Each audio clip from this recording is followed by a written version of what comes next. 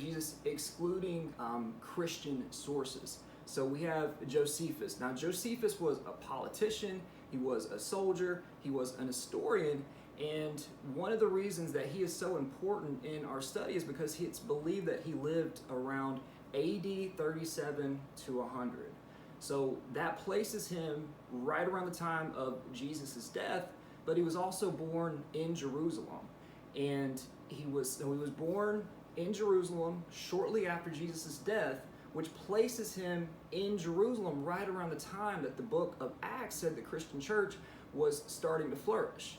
So he's an author as well, so we can look to a couple of different passages. And again, this is excluding the Bible, so he's not a Christian, he's a Jew.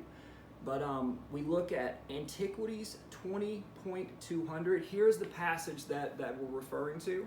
So I'll put it up on the screen for you. When therefore Ananias was of this disposition, he thought he had now had a proper opportunity to exercise his authority. Festus was now dead, and Albinus was but upon the road.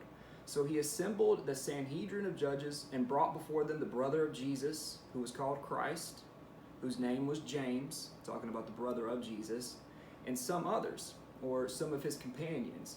And when he had formed an accusation against them as breakers of the law, he delivered them to be stoned. So not only is he confirming the death of James when he was stoned, but he's referring to not only Jesus, but he's referring to Jesus as the Christ. So that's huge. So not only is he referring to Jesus, but he identifies him as the brother of James and also as the Christ.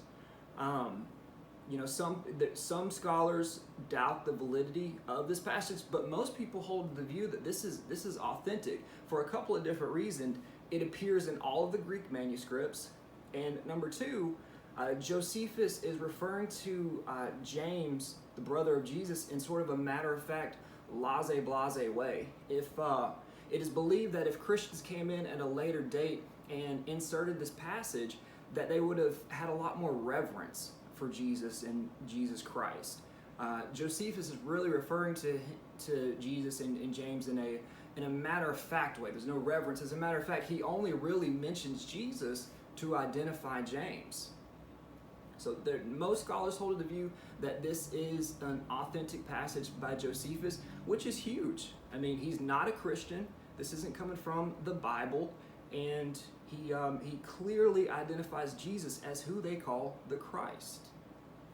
Moving on, so that was Antiquities 20.200. Moving on, we have the second passage, which is Antiquities 18.63. Here's the passage. Now there was about this time Jesus, a wise man, if it be lawful to call him a man, for he was a doer of wonderful works, a teacher of such men as to receive the truth with pleasure. He drew over to him both many of the Jews and many of the Gentiles. He was the Christ. And when Pilate, at the suggestion of the principal men amongst us, had condemned him to the cross, those that loved him at the first did not forsake him, for he appeared to them alive again the third day. As the divine prophets had foretold, these and 10,000 other wonderful things concerning him, and the tribe of Christians so named from him are not extinct at this day. Okay, so that's pretty huge. There's three general views that scholars usually hold when it comes to this passage. One, it's completely authentic. Josephus said every word of this. Number two, it's completely fake. It is Christians came in at a later date and just completely inserted every word that you just heard. And number three, which Sean says most scholars generally hold this view, is that Josephus did say this. He does mention Jesus, but he doesn't necessarily say everything that we just read. That he did say this. He does mention Jesus, and then Christians came in at a later date and sort of doctored it up, right? So here is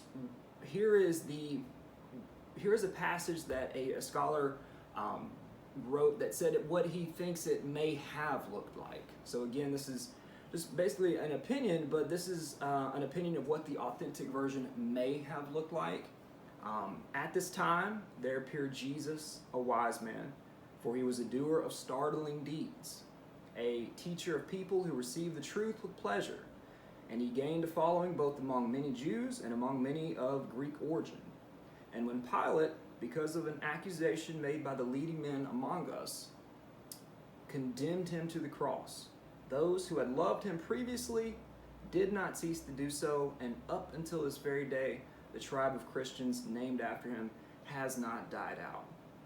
So, I'll be honest, seems like the third view is probably what's the most logical.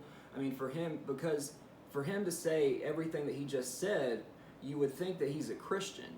But then you have this guy named Origen, who was an early church father, writing at a later date that Josephus was not a Christian, that he did not convert to Christianity.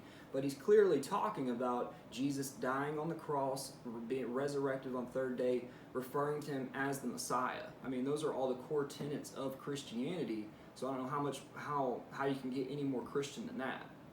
So probably is the latter of the three. He does mention Jesus. He maybe talks about a couple of these different things, but Christians may have come in and doctored it up a little bit. But that's Josephus. Hope you enjoyed the video. Give it a like, give it a subscribe, comment.